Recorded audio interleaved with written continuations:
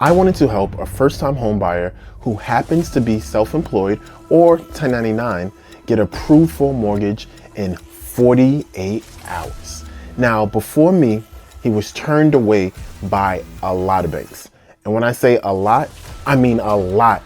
I don't know about you, but I know how it felt, or I know how it feels when you've been denied, especially multiple times. See, the same thing happened to me when I was trying to buy my first home. Let's be honest, who wants to be denied, especially for something as important as getting a mortgage on your first home? Now, if this does not work, then I'll look like, first of all, a big liar. Because as you can see from this video, Monday, I'm going to finish your pre-approval. Once you get your pre-approval, I'm going to send you an email. It's going to say, hey, congratulations, you're approved. This is how much you're approved for. And it's going to break down the loan. I told him I can do it. Don't worry about it. You can get approved in 48 hours. Now, I gave this client a lot of hope. So I'm hoping I'm up to the challenge. Me and my team are up to the challenge of getting it done. Fingers crossed. As you can see in this video, What I'm doing is paying me, so I don't neglect it and said or abuse it. I try to maintain everything, make sure bills, everything maintained. I don't owe nobody. this is Milton. This is the client that we're going to have to get pre-approved in less than 48 hours. Now, the first thing I did is during the call, you can see I sent Milton a list of documents that I'm going to need. Because he's 1099, he has no W-2s. So that means I have no pay stubs or W-2 income, which is pay stubs, meaning I'm going to have to pre-approve him based off not his gross, but his net. Conventional, not FHA, because with FHA, we need 2 years tax returns. And that's just a little bit more. It's gonna be more for you. So we're trying Right. to use the 1 year tax return. A lot of times when you have W-2, we look at your gross income, which allows us, simply means the amount before you get taxed from Uncle Sam. But as a 1099 or self-employed, we can't look at that amount because a lot of 1099 and self-employed individuals, you guys have a lot of deductions. So your gross could be 100,000, but after all the deductions, you're only making $20,000. So the first thing I need to do is, after doing the Zoom call, after telling my realtor, don't worry, I'm going to pre-approve him, now I actually have to make it happen. So the first thing I'm going to do is send Milton a list of documents and my link. I have a link that allows him to do the application from his phone. So as long as Milton gets that back to me, he said he'll get it back to me within the hour. I'm going to look at that, run his credit. So he also has to authorize me to run his credit. I need his 2 IDs, so his driver's license, social security. Then the most important part, and probably the hardest part, is his tax returns. I need to see his tax returns to see if we have any chance of making this happen. Good news is Milton already told me he has money saved and he has the ability to get a gift, because I don't know if he has enough saved. Fast forward now, Milton sent me his documents. He actually did it within an hour, which has never been done. And as you guys know, normally I don't work on weekends, but I really want to get this done. So Milton sent all his documents. We did the Zoom Saturday. He sent me his documents within an hour. I started working on it. The goal was to get him pre-approved by Monday evening latest. As you guys know, I have an assistant, so I already told my assistant about the file, told him what we're gonna have to do, get stuff done. I took it a step further and actually had Milton go over to his tax accountant and do a 3-way. So Saturday evening, after we did the Zoom, he actually went back over there. This accountant works late and was actually in the office still. So we had a 3-way, and pretty much the 3 went like this. Hey, Milton's trying to get pre-approved. I know what most 1099 and self-employed people tend to do, which is they claim less or they take too many deductions to lower how much they have to pay, but that hurts you when you're buying a home. Because when you're buying a house, the bank is going to pre-approve you, as I said, for self-employed, is off your net. So in this situation, I had to tell Milton, hey, Milton, you're going to have to claim more. So he actually listened. Milton ended up claiming $140,000 or $130,000 for the year. And he did do a few deduction, but even after deduction, I think he ended up at 100 or 120. So now I'm going to try to pre-approve him based off that amount.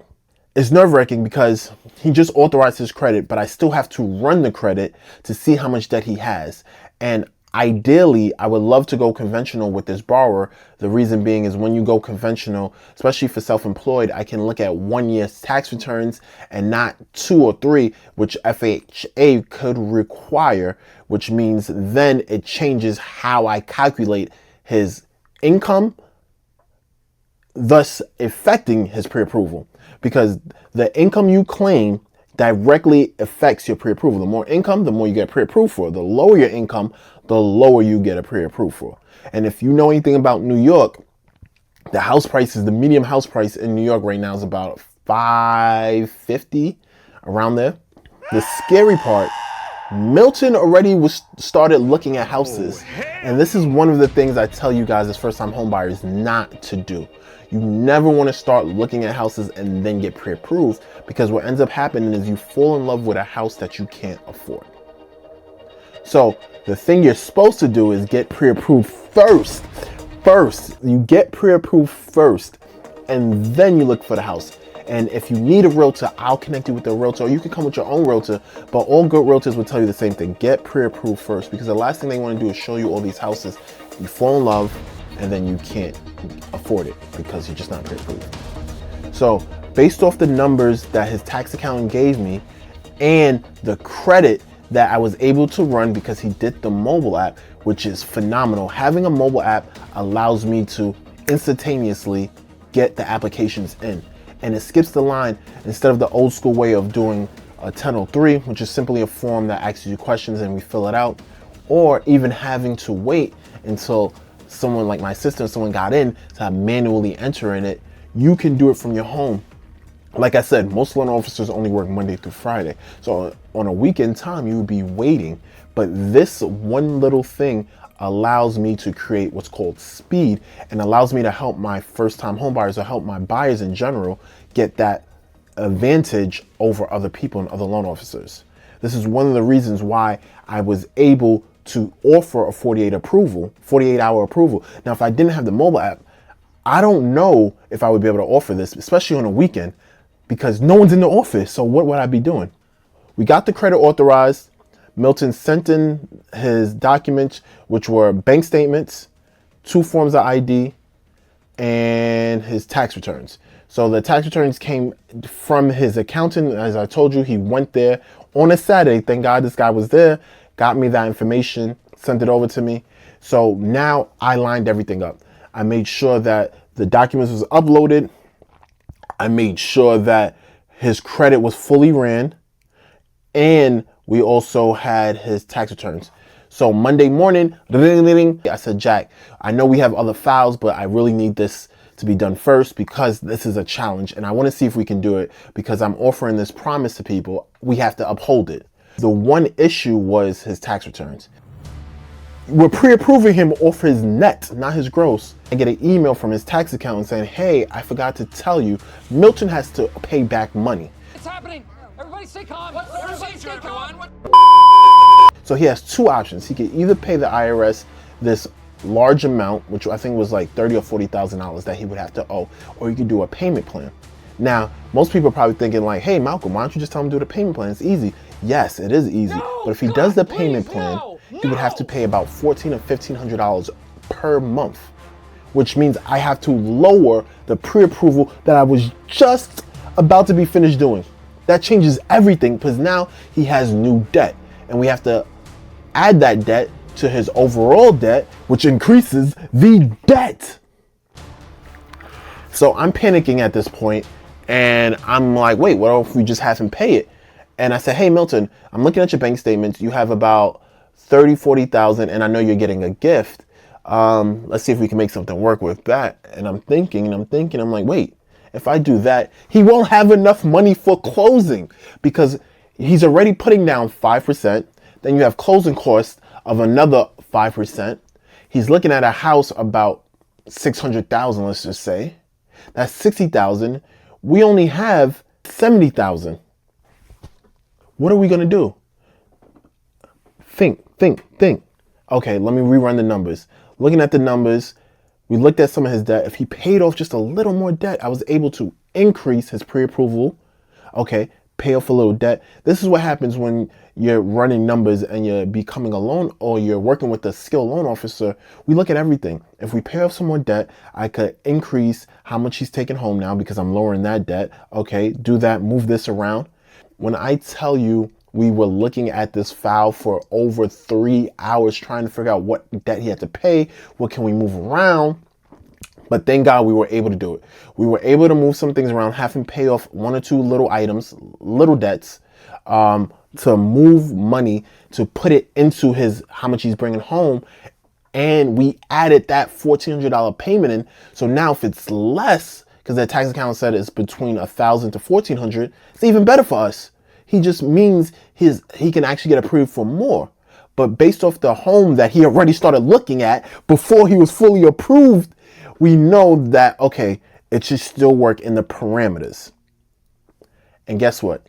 Guess what we did? You're right. You already know. We pre-approved Milton on Monday. Spoke to him Saturday. By Monday, didn't happen as early as I wanted to. I think it was like Monday at like 6 or 7. Jack actually stayed late to make sure it got done. Thank you. Hats off to you, Jack.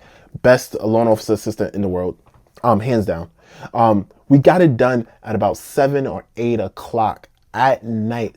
Between 6 and 8. I can't remember. Between 6 and 8, we got him pre-approved. So Milton, you just got pre-approved. Speechless. It's lost for word. I can't say I'm happy. I'm more than happy. I'm more than joyful. I'm more than everything. So for me to say how I feel happy. More than happy. More than happy.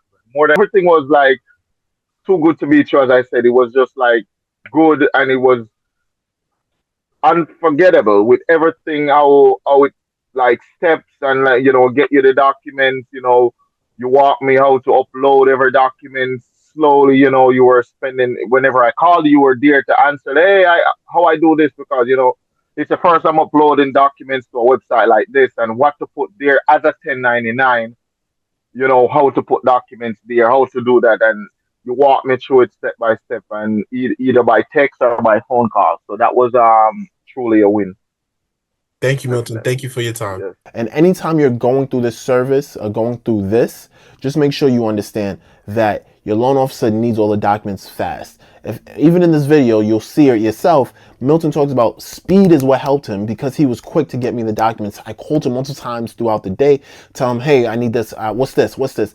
Ask him questions. But the biggest thing is because he was willing to go above and beyond and get to his tax accountant, send me the documents. We actually I wanted to go FHA. We actually ended up having to go conventional because conventional needed 1 year tax return instead of 2 years. So there's a lot of things that we had to do, but we were able to pre-approve a first-time home buyer in 48 hours who's self-employed, or AKA 1099. And it's a mind-boggling experience to be able to get this done. I'm happy I documented. You guys see the Zoom calls and you're able to relive this moment with Milton, who's a first-time home buyer, and you can see how it is. I was nerve-wracking. I was biting my fingers, biting my nails, like I don't want to bite my nails, and that's how nerve-wracking it was, because when you set a challenge for yourself, you want to accomplish it, and I really didn't want to ruin my reputation for getting things done. As I called Milton to go over his pre-approval, he mentioned a few things that really shocked me. He was like, I have an image of a home, like a bedroom count. And this is one of the reasons why I was leaning to this, but it didn't fully hit everything. So have you ever thought about whether your first home should be your dream home?